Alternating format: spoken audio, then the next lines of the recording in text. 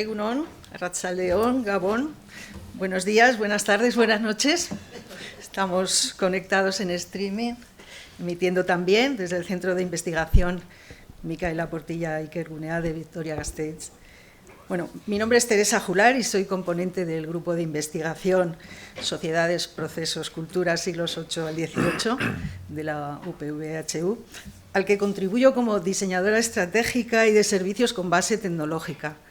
El agradecimiento del profesor Díaz de Durana me da pie también para introducir esa etiqueta almohadilla diseño en nuestra ecuación, mucho menos visible que la de almohadilla informática, almohadilla tecnología, pero que en este camino que el profesor Durana ha mencionado ha estado siempre ahí, en este y en otros muchos de los proyectos que hoy van a estar aquí, se van a contar y entre nuestros invitados, ¿no? Y desde ahí también pues el agradecimiento a las dos asociaciones de diseño de Euskadi que han contribuido también a difundir nuestra jornada y espero que bien ahora online también o más adelante, si emitimos también materiales, entiendan la oportunidad que también hay para esta profesión en unión con el resto de los humanistas y científicos, ¿no? Bueno, yo estoy encantada de abordar la misión de presentar a nuestro invitado de esta mañana, a quien conozco desde hace más de 30 años, gracias a mi hermana, Cristina Jular Pérez Alfaro, pues ambos son investigadores del Centro de Ciencias Humanas y Sociales del CSIC, ¿no? Yo declaro abiertamente que soy una fiel lectora de sus artículos y seguidora también de sus muchas conferencias emitidas en Internet, vamos, una follower fiel también de sus redes sociales, porque he podido nutrirme para mi propia experiencia profesional, y no una, sino muchas veces, ¿no?, de sus conceptos, de su enorme capacidad para crear conceptos nuevos, bautizarlos, desarrollarlos, argumentarlos. Con eso he trabajado muy a menudo. No sé si él sabe hasta qué punto, tanto aplicándolo luego al mundo real, a la realidad de mis propios clientes. Bueno, Antonio Lafuente, para quien no lo conozca, es un granadino de nacimiento, doctor en Ciencias Físicas, y ha trabajado en el Centro de Ciencias Humanas y Sociales del CSIC, como decía, en Madrid, muchísimos años, ahora emérito, creo, ¿verdad? Pero ahí sigue con nosotros. Ha publicado 2 docenas de libros, más de 100 artículos, capítulos de libros en muchas revistas y publicaciones, algunas internacionales. Ha dirigido colecciones editoriales sobre ciencia y, bueno, muchos libros que no voy a enumerar para no monopolizar mucho este momento, pero que invito desde luego a conocer sobre estos temas sobre los que hoy nos va a hablar y sobre otros muchos, ¿no? Son muchos años explorando cómo ciencia e imperio se coproducen o cómo la ciencia no puede sobrevivir sin sus públicos. Ahora creo que está más interesado en la escala urbana de la ciencia y en particular por las prácticas asociadas a las nociones de procomún, prototipo, laboratorio ciudadano y ciencia abierta. Él, de hecho, fue el coordinador del laboratorio del Procomún en el Media Lab Prado, en Madrid, un lugar de muchísima inspiración para muchos de nosotros, y ahora coordina una web, La Aventura de Aprender, una plataforma que yo recomiendo especialmente además a nuestros compañeros de didáctica, porque es un contenedor de materiales extraordinarios, ¿no? Y desde ahí sostiene que los movimientos sociales y colectivos ciudadanos, entendidos como comunidades de aprendizaje, que articulan demandas locales, deberían ser parte del sistema educativo. Bueno, el profesor Lafuente publica muchísimo en abierto en su repositorio de academia.edu, en Google Escolar, es muy fácil seguirlo. Hoy nos va a hablar de la promesa de la ciencia abierta y yo creo que con total seguridad será una conferencia que nos va a enriquecer y nos va a ayudar a situarnos en el marco del debate que nos ha convocado aquí sobre las ciencias humanas, la transición digital, la relación entre humanidades y tecnologías que tan vertiginosamente se están desarrollando en esta sociedad. Y yo creo que él, como nosotros, nos va a ayudar a servir a la sociedad de la mejor manera posible. Te doy ya la palabra. Muchas gracias, Antonio. Bueno, pues muchas gracias, Teresa, por tus palabras amables Muchas gracias a todos ustedes por vuestra presencia. Muchas gracias, Ramón, Francesca, por la invitación, por el honor que me hacéis a estar aquí compartiendo con vosotros estos 2 días. Y feliz de que hayáis considerado que puedo acompañaros, que puedo ayudaros a crecer en la dirección, en este mundo complejo de la ciencia abierta, de las humanidades digitales, de la ciencia ciudadana, donde no es todo oro lo que reluce y donde voy de alguna manera a desengañar a los más fanáticos de la noción de ciencia abierta, que también, como casi todo, incluida la inteligencia artificial generativa, ya es un pasto de las grandes corporaciones y ya es también otro territorio que tendremos que aprender a conquistar y tendremos que aprender a convivir con algo que es mucho más complejo de lo que aparentemente parece. Empiezo mi charla recordando un evento que ha sido muy mencionado de Greta Thunberg, que es esta chica jovencita que fue invitada en 2019 a dar una charla en el Congreso de los Estados Unidos, y sus últimas palabras, cuando terminó de intentar explicarles a los congresistas que esto de la crisis climática era una realidad, que no era una invención ni una fábula de unos visionarios académicos, sino que era algo que de verdad estaba allí con nosotros, acabó, su última frase era: no me crean a mí, crean a la ciencia. Fue una proclamación de que en la ciencia había mucha esperanza, de que la ciencia todavía era el único, quizá el principal proyecto civilizatorio que la humanidad había logrado construir, y que tenía ese poder de convocar a derechas y izquierdas a ambos lados del Atlántico, en el norte y en el sur, y que pareciera como Kant había imaginado que era el espacio de encuentro, el lugar donde construir una paz duradera basada en hechos, basada en evidencias y no en opiniones. No me voy a detener mucho más para hablar de Greta Thunberg, que es un personaje que Times declaró también en 2019 personaje del año, y que sale a la escena pública un año antes, en 2018, con una manifestación que convoca entre jóvenes delante del Parlamento de Estocolmo, en Suecia, y en solo un año alcanza la condición de personaje del año y es invitada por el Congreso de los Estados Unidos, y otras muchas cosas que ocurrieron desde entonces que muestran nuevos actores, nuevos protagonismos, nuevas formas de intervención en política y también en ciencia, en este caso, que son interesantes de recordar. Paso a continuación a hablar de otra cosa que también tiene su importancia. En octubre de 2017, cuando Donald Trump llevaba ya un año en la presidencia de los Estados Unidos, Washington Post dedicó un larguísimo artículo a explicar que Donald Trump había contado en ese año 1.818 mentiras en sus discursos y documentaba cada una de ellas explicando en dónde estaba el error, ¿no?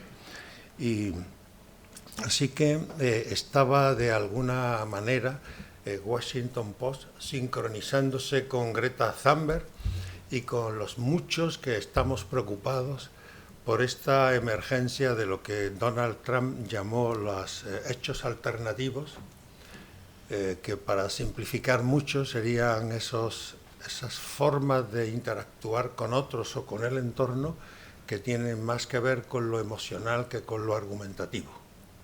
De manera que aunque usted me explique a mí que algo que está sucediendo es real porque ha sido probado en el laboratorio, yo lo experimento, lo siento de otra manera y jamás me vas a convencer de lo que yo siento.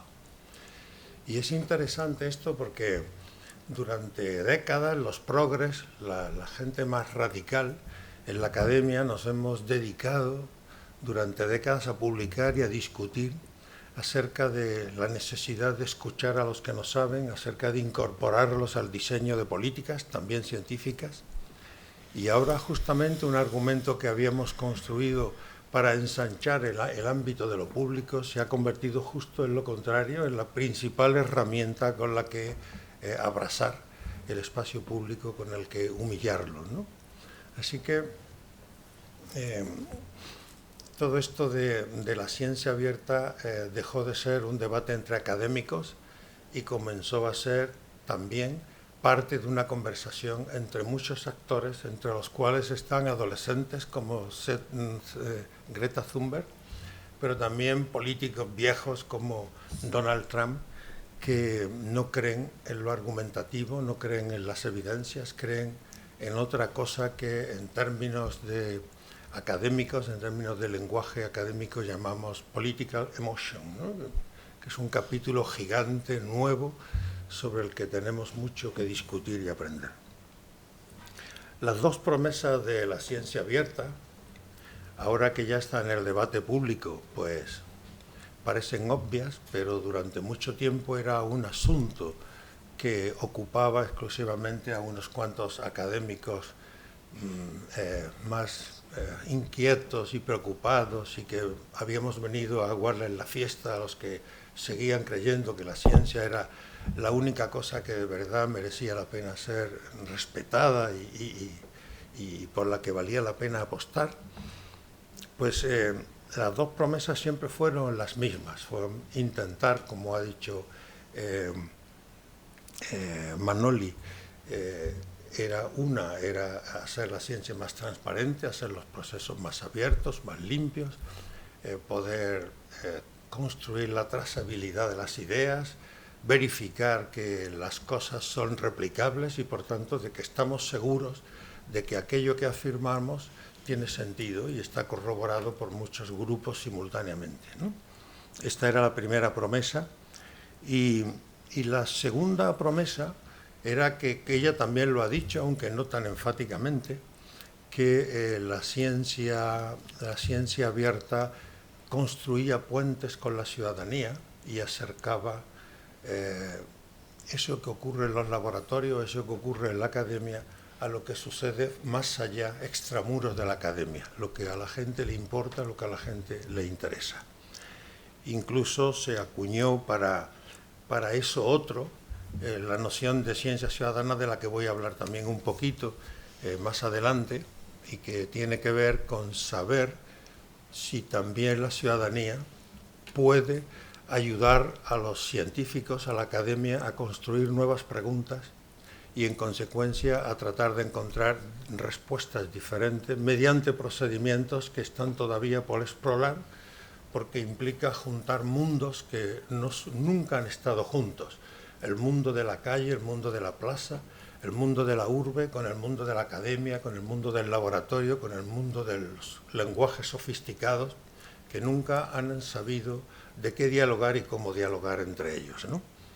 Bien entendido que el único pacto posible entre ciencia y sociedad no es la divulgación. Hay más cosas que hacer, y todo lo que decimos alrededor de la noción ciencia ciudadana tiene que ver con la capacidad que nos damos a nosotros mismos de explorar otras formas de interactuar entre los científicos, los académicos y la ciudadanía.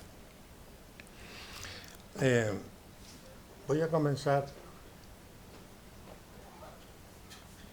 la charla diciendo algo que tiene que ver con la raíz histórica de esta noción de ciencia abierta, que pensamos que es una cosa que tiene 2 o 3 décadas como mucho, pero les voy a desengañar al respecto. Tenemos un autor, Paul Davies, que es un enorme economista de la ciencia, alguien que ha tenido mucha influencia en el diseño de políticas científicas en Estados Unidos y, en consecuencia, en todos otros lugares.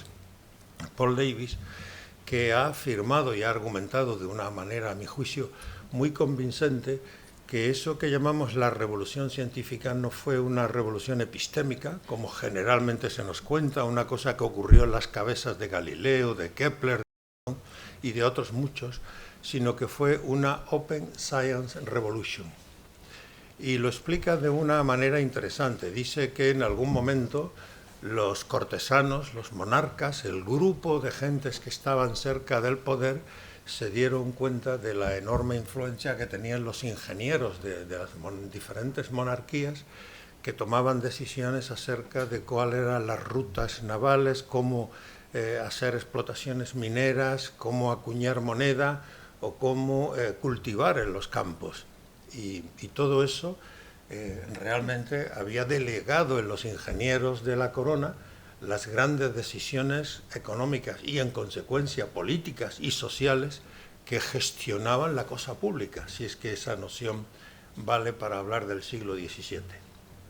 Así que en algún momento se hizo imprescindible llegar a un nuevo pacto con los ingenieros del rey, que consistía en obligarles a que abrieran el conocimiento para que se vigilaran entre ellos. Como los que mandaban no sabían nada de matemáticas ni sabían nada de nada, pues la única forma de controlarles era exigirles que hicieran públicos sus conocimientos para que los ingenieros de Francia fueran controlados por los de Italia, los de España, los de Inglaterra o los de Holanda.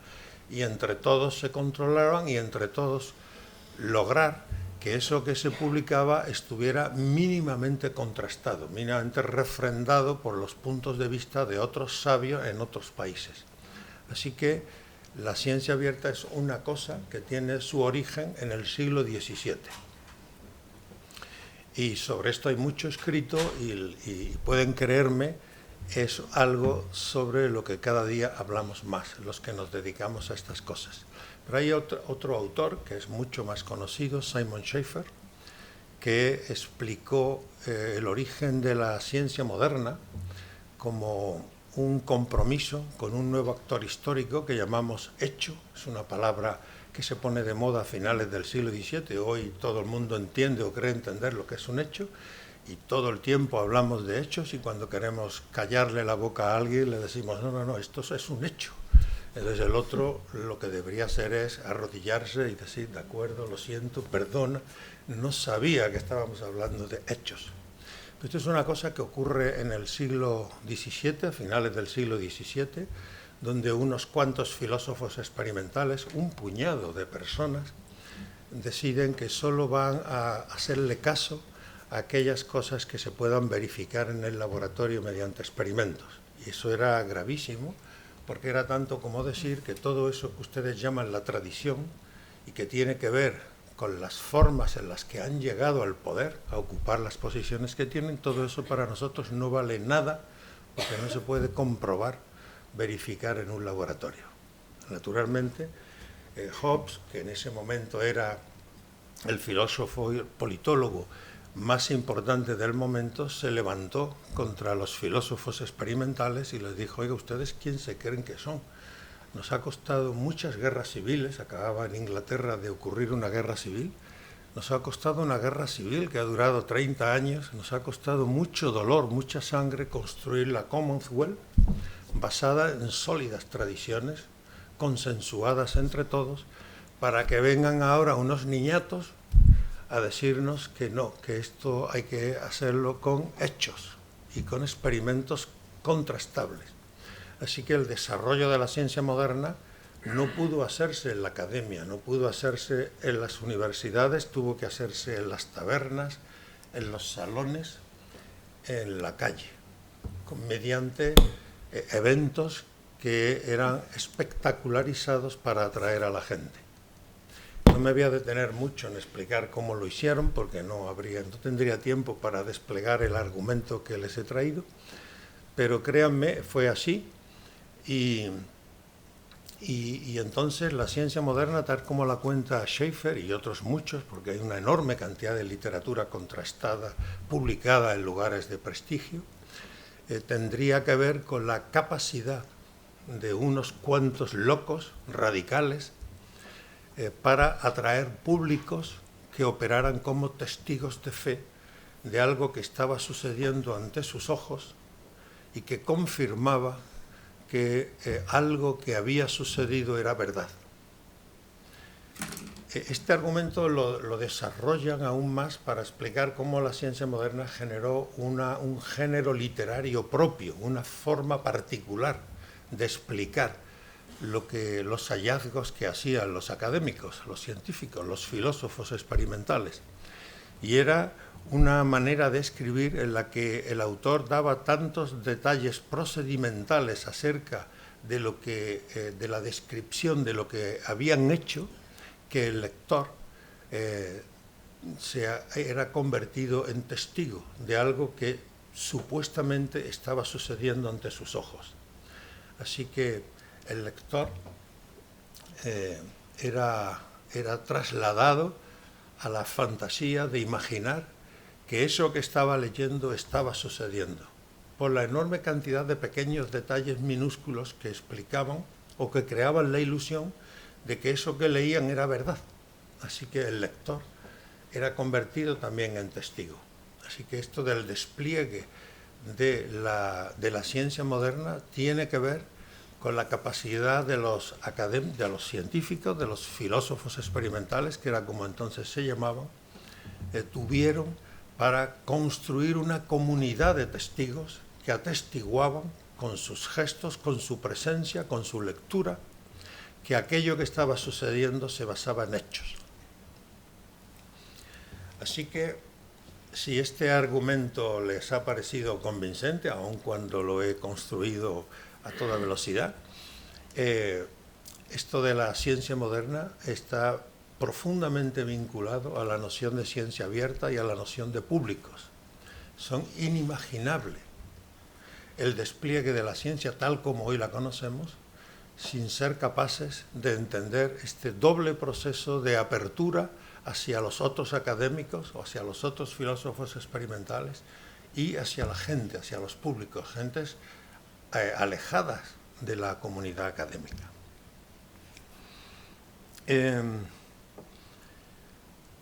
Ahora voy a dar un salto y ya me traslado al momento actual y entonces recojo el principal argumento por el cual a alguien se le ocurrió que la ciencia solo iba a tener viabilidad si era abierta. Hoy de nuevo volvemos a tener la convicción, para muchos, de que también la ciencia está un poco desbocada, también está fuera de control. Ocurren demasiadas cosas en ciencia que no sabemos bien a qué atribuir y cómo explicar. Y esto es algo que se ha acentuado a partir de 1980, que se aprueba una ley en Estados Unidos, la Bayh-Dole Act, que permite reclamar derechos de propiedad intelectual para los descubrimientos. Hasta entonces dábamos por bueno que reclamar derechos de propiedad intelectual para las invenciones era razonable, era una forma de proteger el despliegue industrial de algunos países. Pero a partir de 1980 también se puede reclamar derecho de propiedad sobre descubrimientos, que es como si quisiéramos reclamar derechos sobre teoremas matemáticos, sobre la ley de la gravedad o sobre cualquier otro principio que no constituye una invención, sino el descubrimiento de algo que existía antes de que intervinieran los humanos, ¿no? Digamos, por simplificar mucho el argumento.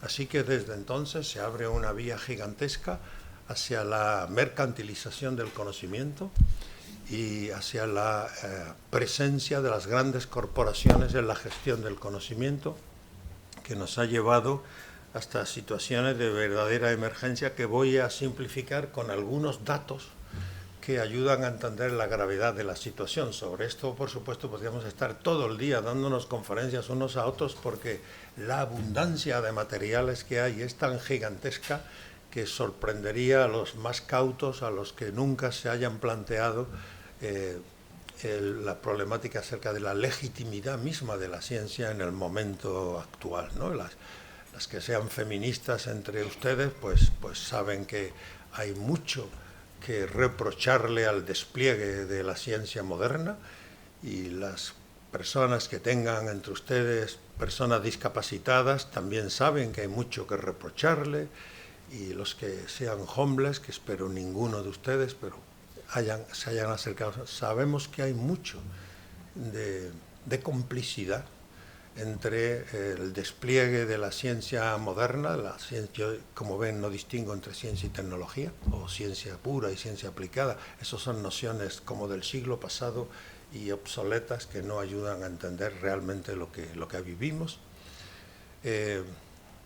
Hay demasiados argumentos que explican las muchas complicidades entre el saber y el poder. Y sin ninguna duda la ciencia forma parte de ese complejo extraordinario. Me voy a fijar solo en dos tipos de problemática, las que tienen que ver con la retractación, es decir, este fenómeno nuevo según el cual hay muchos autores que se ven obligados por sus instituciones o por las revistas donde han publicado a retractarse de algo que fue publicado y que supuestamente se sometió a revisión por pares y que cumplía las condiciones exigibles para dar por bueno algo que allí era publicado, por dar por contrastado algo que allí había sido publicado. Entonces el número de retractaciones no para de crecer. En el año 2010 se produjeron 400 retractaciones y aquello se consideró un escándalo gigantesco, porque estoy hablando de retractaciones en revistas de mucho prestigio, en las revistas más importantes del mundo, no digamos en revistas más discutibles, ¿no? Y desde entonces solo ha hecho que crecer y multiplicarse, crece exponencialmente este número de retractaciones. Y cada vez que nos acercamos más a ese mundo, entendemos peor qué es lo que está pasando. Ya no tenemos claridad acerca de nada, pero estamos convencidos de que 2/3 de estas retractaciones tienen que ver con la manipulación de datos, de imágenes o directamente el plagio. Y todo esto entonces abre una reflexión sobre cómo es la ciencia, cómo gestionamos, cómo es la gobernanza de algo en lo que hemos depositado tanta esperanza, la de poder resolver nuestros conflictos basándonos en evidencias. Si ya no vamos a poder confiar en eso, tenemos un problema de asentamiento de las propias instituciones democráticas con las que nos hemos dotado, ¿no? Se ha hecho una encuesta entre científicos de todo el mundo y el 90% de los científicos del mundo piensan que la ciencia tiene un problema muy severo con la trazabilidad de las cosas que se hacen, el 90%. Es decir, que dejó de ser este asunto una preocupación para radicales antisistema que queremos aguardar en la fiesta a los bien pensantes. No, es un problema en el que ya más o menos todos empieza a haber un consenso sobre la forma en la que estamos gestionando una cosa a la que tanto valor le hemos dado. Michel Serres decía que la ciencia era el único proyecto decente que le quedaba a Occidente. No sé si estarán de acuerdo con una afirmación tan tajante, pero que lo diga una persona como Michel Serres nos invita a reflexionar, ¿no? Nos invita a detenernos un momento y pensar qué está pasando, ¿no? Hasta dónde vamos a llegar. Lo de la replicabilidad es todavía mucho más grave. Tenemos una enorme cantidad de estudios que llegan a afirmar que el 95% de todos los experimentos que se publican en las revistas más importantes del mundo no son replicables. No son replicables. Hay gente que dice, eso es una exageración, por Dios, ¿a dónde vamos a llegar? Y dicen, como mucho es el 65%. Pero si fuera verdad que solo es el 65%, el problema es gigantesco, igualmente, porque son textos que pasan todos los filtros. Y por tanto hay algo que no estamos haciendo bien. Y si creíamos que la ciencia era el sistema de documentación más eficiente que había inventado la humanidad para estar seguro de que todo aquello que se publica está justificada su publicación y está contrastado, pues hoy en este momento pocas personas harían una afirmación como esa. Y hay una enorme cantidad de acciones por todo el mundo tratando de entender qué nos está pasando y por qué no nos dimos cuenta antes. Doy unos cuantos datos. El mundo gasta 28.000 millones de dólares cada año en hacer experimentos que no son replicables. 28.000 millones de dólares. que no es una cantidad menor. Todo esto del peer review, se supone, se ha hecho un cálculo en términos de lo que vale la hora de un académico que hace peer review para una revista. Se considera que el precio que no pagan las revistas por ese trabajo alcanza 1,6 billones de dólares. Así que es una cifra también que invita a pensar. Bayer ha hecho un estudio para saber las 50 patentes más rentables que tiene. Se basan en publicaciones que se han construido sobre la base de experimentos en los que se basan. Ninguno de esos experimentos ha podido ser replicado. Ninguno de las 50 patentes más productivas, más rentables de Bayer, de los laboratorios Bayer. Y de todas las patentes, el 65% no ha sido replicable. Y un último dato, y ya con esto abandono este argumento, que no hace falta que me extienda mucho más, ¿no? El 80% de los datos que se producen en los laboratorios de todo el mundo nunca se publican, el 80%. Y tenemos datos acerca de las muchas veces que cosas que se están haciendo en la habitación de al lado las vuelvo a replicar aquí en el otro laboratorio, porque nadie sabe bien cuáles son los datos que se están produciendo allí. Sobre eso también hay mucho, y se considera que alrededor del 85% de los datos vuelven a ser en otro lugar replicados. Bueno, me paro aquí y espero, no sé si convencido, pero al menos conducido a una situación en la que acepten de buen grado que tenemos un problema y que la ciencia abierta es la principal solución que hasta ahora se nos ha ocurrido para saber cómo abordar esta enorme cantidad de problemas a los que me he estado refiriendo, ¿no? Y quiero volver a insistir un poco más en esto que ocurre a partir de 1980, de la Bayh-Dole Act y de la mercantilización del conocimiento y de eso que llamamos la sociedad del conocimiento, y que en realidad hay muchos estudios que prueban que es una enorme autopista que conduce a lo que se ha llamado el capitalismo académico, ¿no? De alguna manera. Claro, lo que ha hecho esta mercantilización del saber es trasladar los modos de gestión de la industria a la gestión del conocimiento, ¿no? Entonces hemos logrado prácticamente anular una parte fundamental del trabajo académico, que es la oralidad. Casi todo lo que hacemos en la academia lo hacemos con palabras, damos clase, hacemos tutoriales, damos conferencias, asistimos a seminarios, participamos en 1000 reuniones de comités, de comisiones, de cosas, y hemos convertido la cultura académica en una cultura escrita, porque lo único que cuenta es lo que escribimos y logra impacto. Entonces, esta transición desde una cultura eminentemente oral a una cultura eminentemente escrita es un cambio que ha sucedido en ese tránsito a partir de 1980 y que tiene consecuencias. Y también hay otra dimensión importante, la de las nuevas temporalidades que gestionan, que nos ayudan a entender nuestra vida dentro de la academia. Ahora nuestra vida está organizada por proyectos, está organizada por objetivos, está organizada por indicadores, y todo esto marca los tempos de la vida académica, donde en X tiempo hay que hacer estos objetivos y fuera de eso no hay vida académica. Todo esto también son cosas importantes que tienen que ver con lo que se llama una neoliberalización de la vida académica, asumiendo que la única forma de gestionar la vida en la academia es copiando los procedimientos de la vida industrial, de la vida empresarial, ¿no? Hay una transferencia de procedimientos.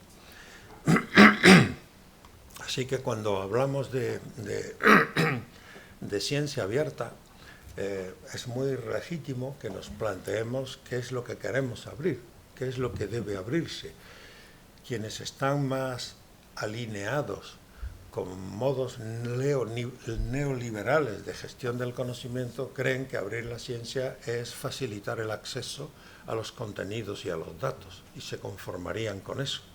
Y en este momento ya tenemos suficientes evidencias como para saber que esa deriva ha conducido a una profundización en el proceso de neoliberalización del conocimiento. Ahora las plataformas son más importantes, las corporaciones más influyentes, las posibilidades de intervenir en el devenir de la ciencia son más claras que hace 10 años cuando empezamos a experimentar formas de apertura del conocimiento que entonces se hablaba de open access. En realidad creíamos que abrir la ciencia era facilitar el acceso al conocimiento, solamente ponerlo en plataformas libres, gratuitas, todo abierto. Se discutió mucho sobre formas de hacerlo. Ya estos parecen discusiones como anticuadas, ¿no? Como de otro siglo, como sin demasiado impacto, si vamos a hacer la vía verde o la vía de oro. Todo esto ya, nadie habla de esas cosas, pero créanme, hace 15 años solo hablábamos de eso y teníamos reuniones de estas gigantescas en inglés y en más lenguas para saber si teníamos que optar por la vía dorada o por la vía green way y cosas así, ¿no? De eso ya nadie habla, porque ya todo eso está en manos de grandes corporaciones. Le hemos regalado el conocimiento a las grandes corporaciones. Entonces, ¿qué más abrir? ¿Qué más abrir? No es solamente los contenidos, sino también los contextos. Sobre esto todavía tenemos mucho que hablar y mucho que decir. Cuando hablo de los contextos me refiero a cómo y quién establece las prioridades y dónde se establecen las prioridades y quién nombra los comités y los tribunales y cómo se deciden los indicadores y quién participa en esas discusiones. Los contextos que ayudan a entender la carrera de un académico son importantes, son decisivos. No es solo los resultados lo que tenemos que abrir. Tenemos que abrir también los procedimientos. Y sobre esto podríamos también estar hablando mucho rato, pero yo quiero concentrarme en algo de lo que se habla menos y en donde a mi juicio está la verdadera promesa de la ciencia abierta. Porque las otras, que ya lo explicó la vicerrectora cuando intervino, en la que yo confiaba, yo creía también en eso, que abrir la ciencia iba a ayudarnos a mejorar la trazabilidad, la replicabilidad y la transparencia de todos los procesos, y resulta que en este momento la literatura en contra de esa simplificación es abrumadora, y firmada por personas que, como yo, creíamos hace 15 años que ese era el camino. Y ahora ya no, ahora se han pasado al otro lado y dicen, no, tenemos que llegar más lejos y tenemos que llegar con nuevas energías y con más herramientas, con otras herramientas. Abrir las ontologías. Las ontologías es a qué le llamamos conocimiento. ¿Quién decide lo que es conocimiento contrastado y cómo se decide lo que es un conocimiento válido? Abrir las ontologías, de alguna manera, implica, en cierto modo, tomarnos en serio la posibilidad de conversaciones que recojan eso que antes llamábamos la pluralidad de saberes. Hay todo, el bien más abundante del planeta Tierra es el conocimiento experiencial. Es eso que también llamamos conocimiento tácito, conocimiento local, conocimiento ancestral, conocimiento indígena, conocimiento situado. Todo eso que la ciencia desde Descartes ha venido desdeñando por considerarlo parte de una forma de conocer que es demasiado veleidosa, demasiado influenciable, caprichosa, inconsistente.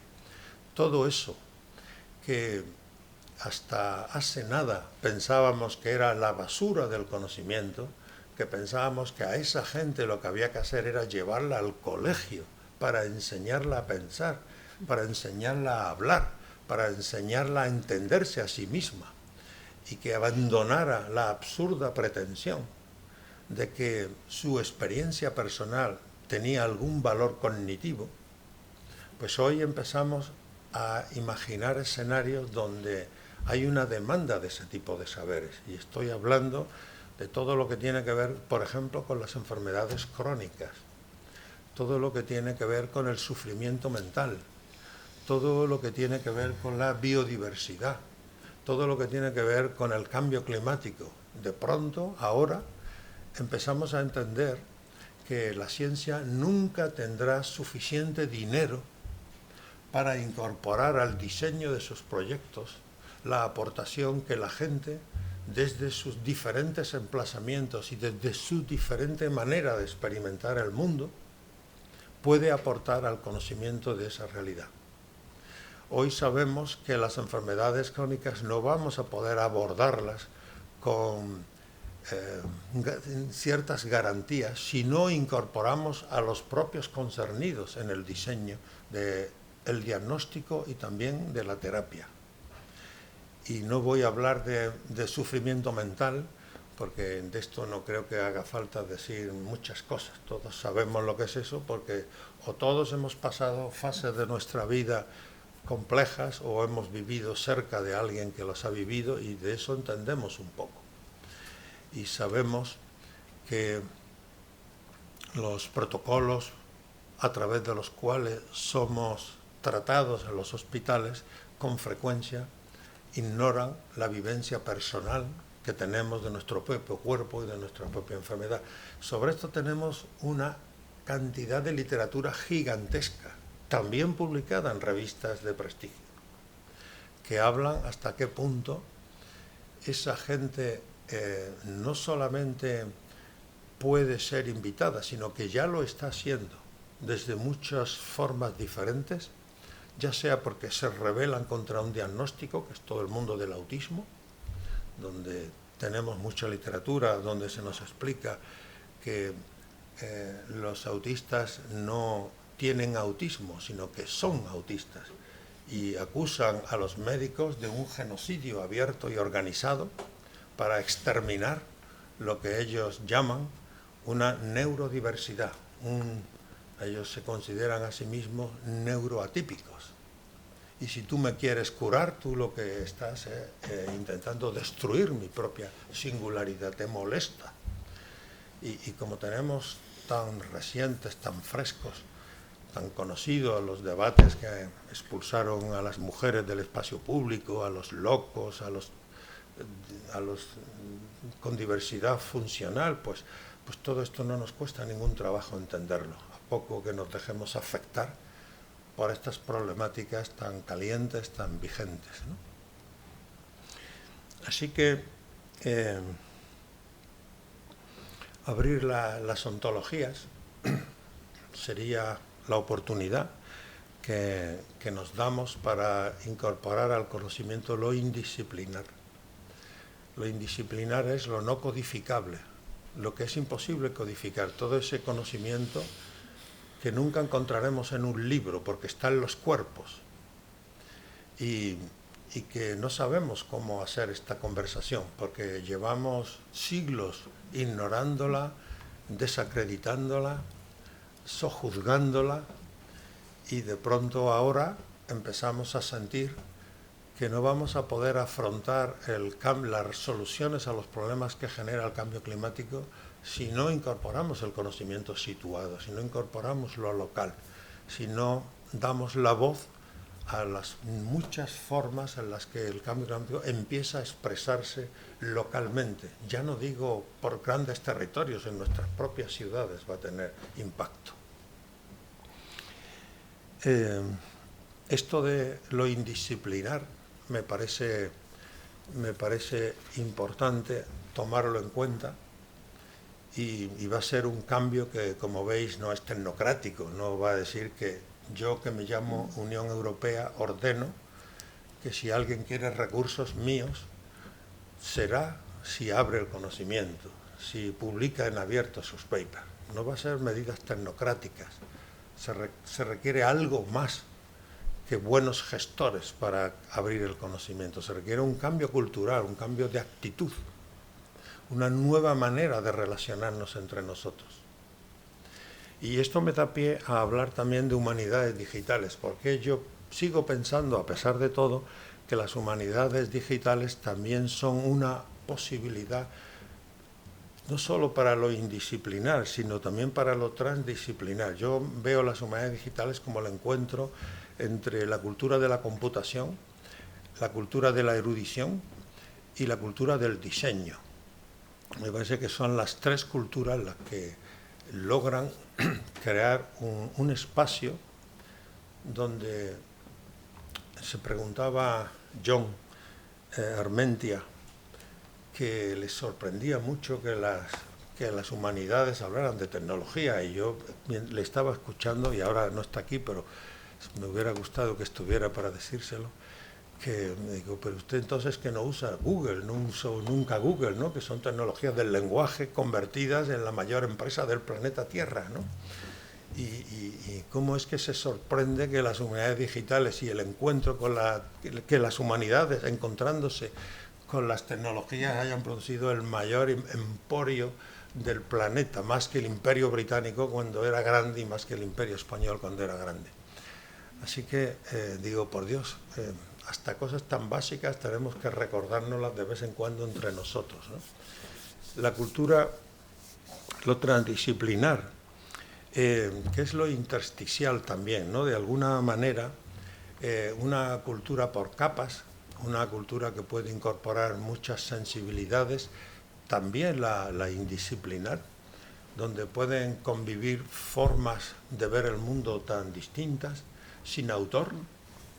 Entonces sería las humanidades digitales para mí. Ya sé que el Machine Learning no necesariamente es eso, y eso forma parte de las humanidades digitales, pero a mí me interesa en este momento poner el énfasis en esa otra posibilidad que se abre si logramos que esas capas de lo digital incorporen también lo indisciplinar, incorporen las muchas maneras de ver el mundo, y que justo es un espacio para la experimentación. Decía yo, ¿cómo podemos organizar una conversación entre lo disciplinar y lo indisciplinar? Podríamos aquí, ahora en este momento, invitar a gente de la calle elegida al azar, como se hace en los juicios, por ejemplo, ya que antes nos parecía un escándalo que la justicia la administraran los pobres y cualquier ciudadano, y hoy nos parece que es imprescindible que el mundo sea así, ¿no? Pero solamente hace 3 décadas creíamos que era ¿a dónde va a ir el mundo si ya la justicia la van a aplicar la gente normal? Pues podríamos organizar conversaciones de ese tipo y preguntarles lo que piensan sobre las cosas y empezar conversaciones. Se hizo ya desde los 90 con las conferencias de consenso, los paneles ciudadanos, muchas cosas que se han intentado y dejaron de hacerse porque nos precipitamos, nos adelantamos sobre el tiempo, no acabaron produciendo nada que supiéramos cómo administrar, pero se nos dan nuevas oportunidades. Una de ellas serían las humanidades digitales, ese lugar para que se encuentren las muchas maneras de abordar los problemas, incluidas también las que tiene la gente que no sabe, la gente que no está acreditada, digamos, ¿no? Esto de producir objetos sin dueño, como pasa en Wikipedia, que es un conocimiento que creamos entre todos, pero los que hayáis escrito en Wikipedia sabéis que cualquier cosa que escribáis os la pueden quitar en cualquier momento, ¿no? Y escribe a las 9 y a las 9:30 vas a ver y ya alguien te ha quitado algo y ha puesto una coma y ha puesto otra palabra y te fastidia porque somos muy celosos de nuestras palabras y creemos que todo está muy bien elegido, pero viene otro y dice que no. Hay un ejemplo muy bonito, el de Umberto Eco, que su discípulo predilecto, para homenajearlo, escribió la biografía de Umberto Eco, ¿no? La publicó allí y nada más publicarla, al ratito, pues todos los ecoianos del mundo, que son muchísimos porque su obra es gigantesca y es maravillosa, empezaron a escribir y él dijo, entonces, no, perdonad, pero es que esto está autorizado por Eco. y yo soy su discípulo predilecto, yo soy el que sabe. Y entonces los wikipedianos dijeron, no, o sea, lo que vean nosotros. No, ECO no es de ECO pertenece a sus lectores, ¿no? Y nosotros somos los lectores y tenemos nuestra visión y aquí la contamos, ¿no? Y se produjo una discusión muy bonita en la que ECO se manifestó sorprendentemente como alguien muy conservador y reaccionario, pero que nos ayudó a entender qué es eso de una obra sin autor, ¿no? Y nos ayudó a entender qué significa tener lectores y darle la palabra a los lectores y que los lectores decidan cómo interpretar lo que un autor quiso decir, que ya no pertenece al autor desde que publica, sino que pertenece a su comunidad de lectores, ¿no? Esto de la teoría de la recepción, que siempre a los más conservadores le ha parecido escandaloso y le ha parecido desafiante e insoportable, pues hay mucha gente que no, que pensamos que sí, que es correcto asignarle el control de las obras a sus lectores y no a los autores, ¿no? Pues esto de obras sin autor me parece interesante porque sería una forma de plantear cara a toda esta corporativización del saber de la que hemos estado hablando bastante rato anteriormente. Esto de objetos postdisciplinares también me parece interesante, que podrían las humanidades digitales garantizar, no solamente sin dueño económico, también sin dueño epistémico, y un lugar donde puedan mezclarse unas cosas con otras, porque en la universidad no paramos de hablar de interdisciplinariedad, llevamos 40 años hablando de interdisciplinariedad, pero todavía no conozco a nadie que haya hecho algo interdisciplinar en su vida. Entonces, quizá las unidades digitales sean el espacio de interdisciplinariedad más limpio, más claro, más nítido que hemos logrado crear, y que además no está en manos de los ministros, ni de los rectores, ni de los catedráticos, que podemos abrirlo al mundo mundial, ¿no? Y podemos ahí entre todos construir ese espacio, ¿no? Postdisciplinar y también postnormal, porque podemos aspirar a tener un saber construido, un saber urgente, un saber que se construye a partir de lo controvertido. Con frecuencia hay muchos problemas en donde los expertos no se ponen de acuerdo. El cambio climático sería uno de ellos, pero también las enfermedades crónicas son otro, donde expertos de diferente naturaleza, todos serios, todos gente razonable, todos gente comprometida con lo que hacen, tienen visiones diferentes del asunto. Así que la ciencia ya no se expresa de forma unívoca, la ciencia no tiene una opinión sobre las cosas, sino muchas opiniones, y enfrentadas entre sí, claramente enfrentadas en el espacio público. Y no podemos esperar para tomar decisiones a que se hagan los experimentos correspondientes y le den la razón a quien la tenga, porque los problemas son urgentes y reclaman intervenciones ya. Y para eso hemos construido esta noción de ciencia postnormal, una ciencia que reclama intervenciones cuando todavía no tenemos claridad y cuando tenemos urgencia, por decir algo. Ese también es otro ámbito para las humanidades digitales interesante, donde el objeto mismo es un objeto frontera, no pertenece a ningún grupo de especialistas, es un objeto que es equidistante, dice quien creó este concepto de objeto frontera, equidistante a la ignorancia de todas las personas que participan en su construcción. De manera que si lo construimos de esa forma, nadie puede decir, callaros que yo soy el experto que sabe de lo que está hablando, sino que es un objeto que no puede ser controlado por alguien, sino que lo tenemos que construir entre todos, equidistante, común, de alguna manera común.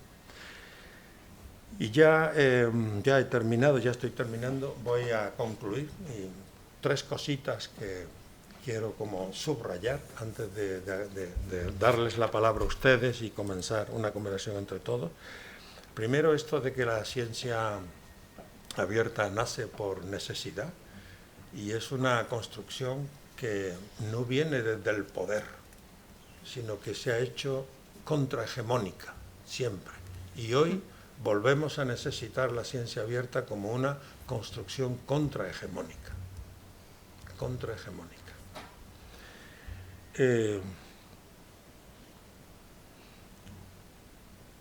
Esta otra cosa también, a mi juicio, necesaria, ¿no?, de que es una forma de democratizar el saber, ¿no?, y que eso no lo vamos a hacer simplemente porque abramos los contenidos. Se necesita algo más, un compromiso de mayor entidad, un compromiso que ponga el énfasis en lo postdisciplinar,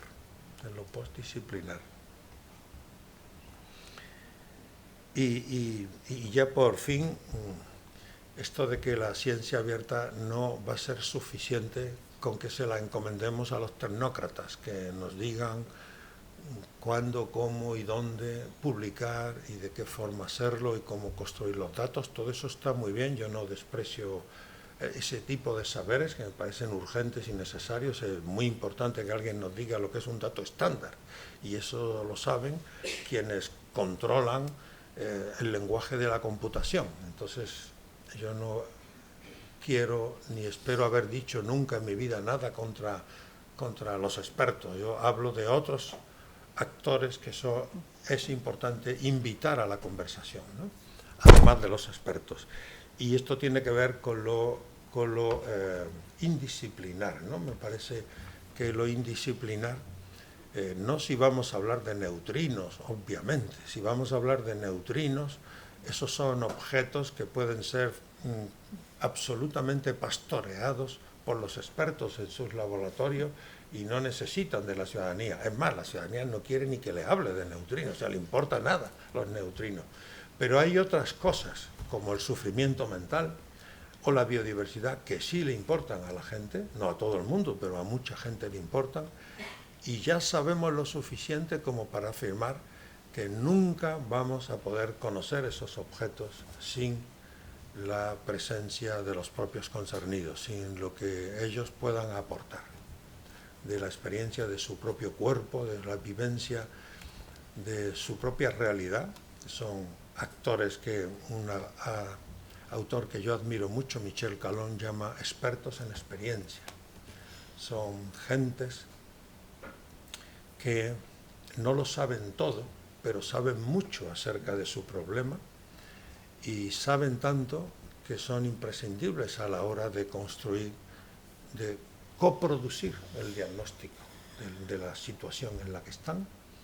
Inventa esta noción de expertos en experiencia para aminorar la distancia infinita que había entre los expertos y los legos. Ahora los expertos son expertos en experimentación y los legos son expertos en experiencia, y entre ellos cabe una relación de respeto, una relación basada en un concepto muy sencillo: dejarse afectar, como hizo Jane Goodall con los gorilas, que pudo inventar la primatología porque se dejó afectar por esos ruidos y esas gestualidades que para hasta ella eran expresión de un caos, y desde ella una vida política intensa basada en reglas que ha costado mucho construir y que dan origen a la primatología. Bueno, pues nada más. Muchas gracias.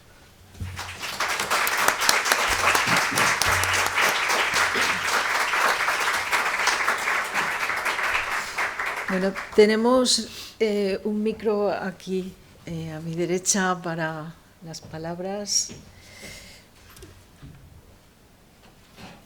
Nos espera luego también un café aquí al lado, lugar de encuentro, y el profesor Lafuente además va a acompañarnos durante hoy y mañana. Sí. O sea que va a haber muchos momentos también de poder interactuar, pero importante, y también para quienes nos escuchan desde fuera en streaming.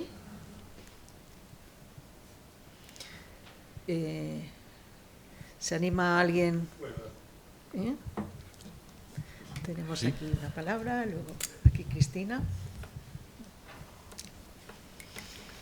Muy interesante, muchas gracias. Me ha llamado la atención su afirmación sobre el hecho que no tenemos... Dale al botoncito rojo, no, el rojo unos segundos. ¿Está? Sí. Vale, sí. perdón. no te convence. Pégatelo un poco. Me oye perfectamente, entonces.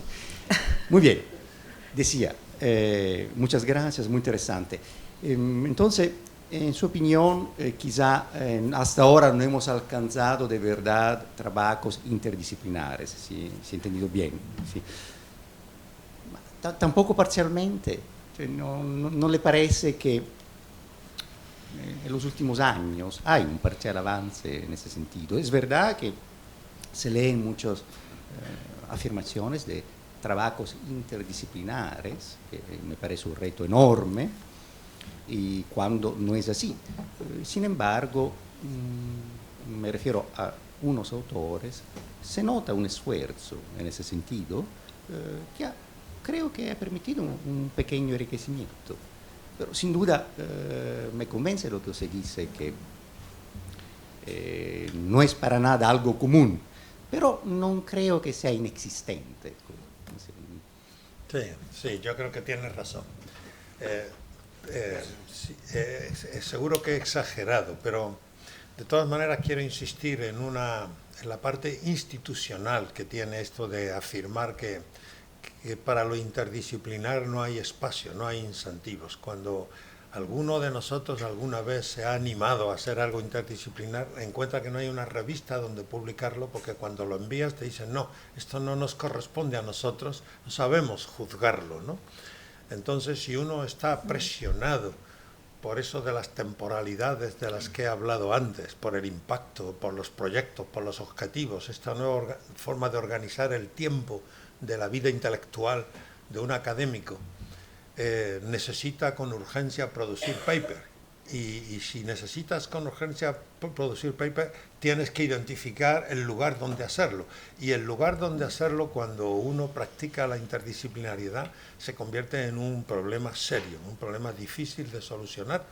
Y yo he hecho experimentos de hacer cosas interdisciplinares y te dicen que no las pueden juzgar y que no, incluso les parecen superficiales, y cuando alguien lo hace, inmediatamente crea una disciplina nueva del saber, ¿no? Entonces se reafirma lo disciplinar cuando alguien se sale de la norma disciplinar y se atreve por caminos nuevos, ¿no? Pero a pesar de todo, yo creo, por ejemplo, que las humanidades digitales sí son el espacio de la interdisciplinariedad, o podrían llegar a ser el espacio no solo de la interdisciplinaridad, sino de la transdisciplinaridad y de la indisciplinariedad, de todas esas cosas juntos, porque permiten la construcción de una cultura sin autor. Y yo creo que lo interdisciplinar tiene mucho que ver con la cultura sin autor. Y la cultura sin autor tiene mucho que ver con la cultura contrahegemónica, anticapitalista y anticonsumista. Me parece. Tenemos Ramón. Tenemos aquí la palabra.